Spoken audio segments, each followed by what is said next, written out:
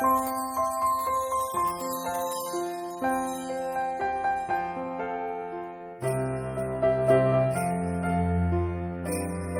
everyone, it's Hannah, and today I am back with a wintry tutorial for you because some parts of the UK are having snow, and I'm sure some parts of Germany are also having snow, as well as various other countries, but Frankfurt hasn't had any snow yet, which is really sad.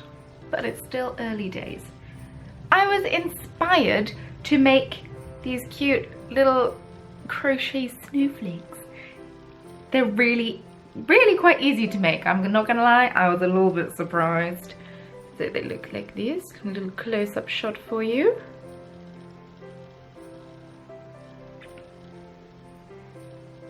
The construction is kind of like a doily, and I even cover how to block acrylic yarn, because a lot of people think you can't block acrylic yarn, but you can, with the magic of an iron.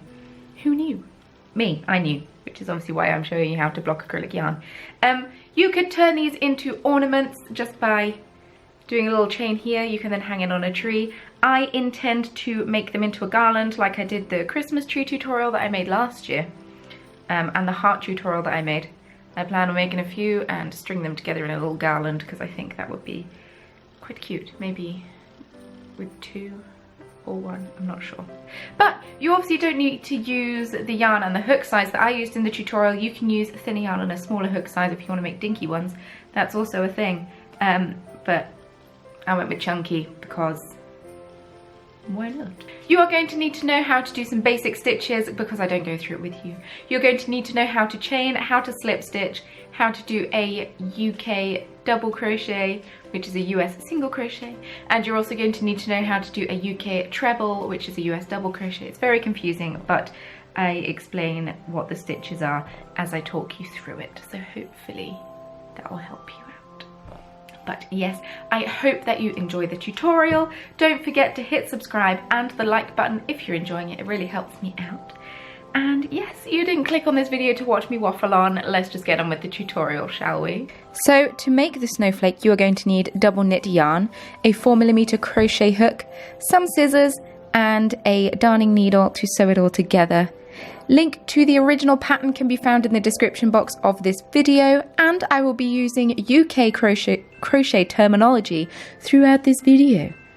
So we are going to start out by chaining 6, and then we're going to slip stitch into that first chain that we did. So slip stitch into the 6th chain from your hook.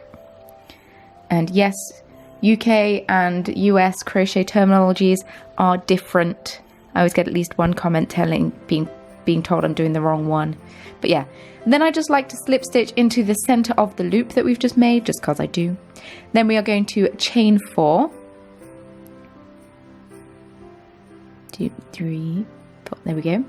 And then we are going to do 1 treble and 1 chain 1 11 times around into the central loop that we've just made. And that first chain 4 counts as 1 treble and 1 chain 1. So it will be a total of 12, but yeah, it'll all make sense. And yes, I speed it up. Otherwise this tutorial would be pretty long and not that entertaining for people to watch. Even if people do like to listen to me fill the awkward silence with random chit chat. Some people don't like it. So I try and speed up where I can, just so people aren't too bored. If you're following along, feel free to pause at any point. That is the joy of video. Then we are going to slip stitch into the 3rd chain of the 4 starting chains we did. And slip stitch. Wonderful. And then we are going to chain 5 and then double crochet into the next chain 1 space, and we're going to do that 11 times as well. So into each of the little chain 1 spaces, you're going to have a double crochet, and then you're going to chain 5 again, and you're just going to repeat that round until you get to the last chain 1 space. But I tell you what to do when we get there, don't panic. And once again, if you are following along, feel free to pause. That is why I write the instructions on the screen, so you can just keep looking at the instructions as you go all the way around.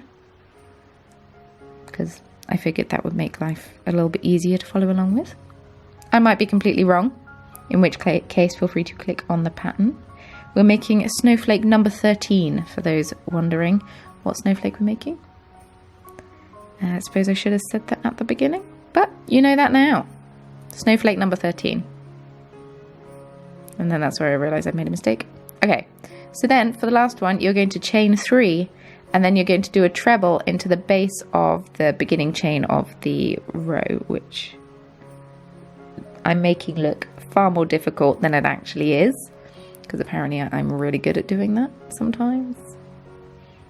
Like, I made the first snowflake with very little problem, and then the second one, obviously the one I'm filming on. But that just means that you're out the top of the loop, which is grand. So now you are going to chain 1 and you are going to double crochet into the same space. And this is actually the last round. That's how quick it is. Then we're going to do 3 trebles into the very next loop. And 1 more. And then we're going to do something called the triple picot. So we're going to start out by chaining 3. I'm just going to walk it through with you. And then you're going to slip stitch into the 3rd chain from the hook. So that first chain that you just did. And slip stitch into there. Then you're going to chain 4. And then you're going to slip stitch into the 4th chain from your hook. So the first chain that you've just done of that chain 4. I'm saying it both ways because people's brains work in different ways. If how I'm explaining it makes no sense to you, just listen to the one that you understand the most. And then we're going to chain 3 and we're going to slip stitch back. Oh, excuse me, my phone's on loud. Going to slip stitch back into that central chain. So the chain that we just did the chain 4 into. Does that make sense? Yeah, I think so. My phone is now on silent. Sorry. And then we are going to do 3 trebles into the same space. Once again, just to finish off that loop, make everything nice and symmetrical like a snowflake is. And then we're ready to move on to do the grounded picot, which is a double crochet into chain space, chain 3, and then you're going to slip stitch into the base of the double crochet. Hopefully that makes sense for you. There we go, there we go. And then you're just going to repeat that all the way around. So go back to doing the 3 trebles and the triple picot and then the 3 trebles, and then move on to the next space where you're going to do the grounded picot. And I skip ahead in this bit because once again, it added a lot of time to the video. So feel free to pause. And this is what it should look like so far until we get to the last space. And we're just going to finish off by doing a grounded picot into that last space. Pretty sure that I am doing this wrong, but I will see. I don't like it works, so who knows? And then you are just going to slip stitch into that first single crochet, that first double crochet, sorry, that you do. It's difficult reading a US pattern. Then you're going to trim off from your yarn and weave in any ends and knock your camera about and move it about, and sorry about that. But yes, you should all know how to weave in ends. If not, there are plenty of YouTube tutorials out there for you, and that'll help you out because I am self-taught with weaving in crochet ends. So who knows if I'm doing it right? I'm probably not. I'm not gonna lie. And you will see that this is not laying flat at all. It's all bunched up and it's all screwed up. And to make it flat, we block. So I've laid a towel out on my ironing board and I have water in my iron and my iron is heating up. And I've just got some pins and I'm just pinning the picots into place. So stretching them out a little bit, making them sit where I want them to sit, making sure that everything is nice and flat. And your iron is heating up, like I said. And I mean, if you got a blocking board, do this on your blocking board. I don't, so I'm trying to stick needles into my ironing board, pins, sorry, into my ironing board, which isn't working too well, which is why I have to lay them down.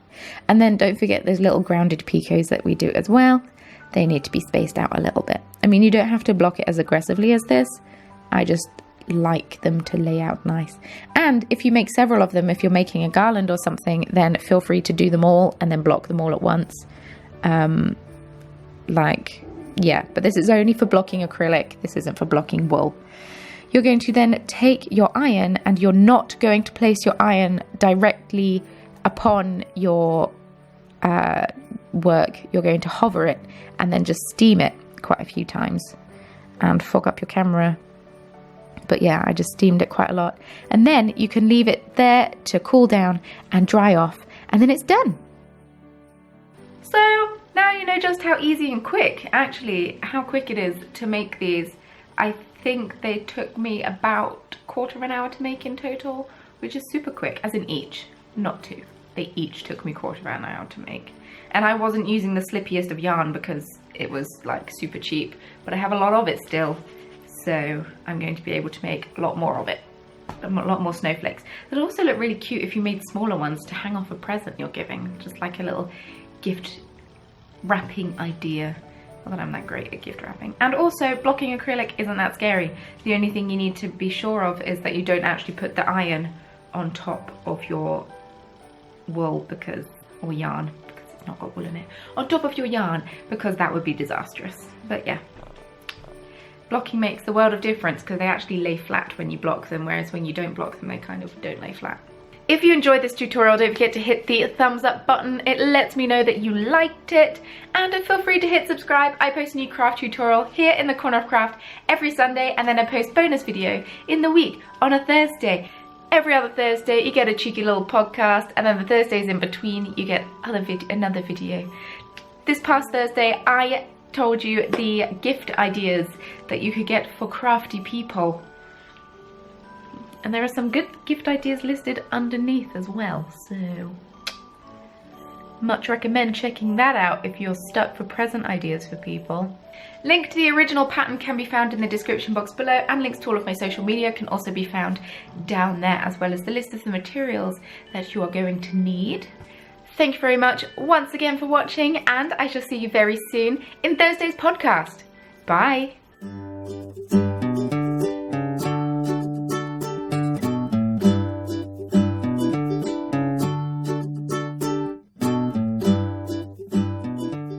Hey everyone, it's Hannah, and I'm back today with another friendship bracelet tutorial because I haven't done one of these in a while, so I thought it is about time.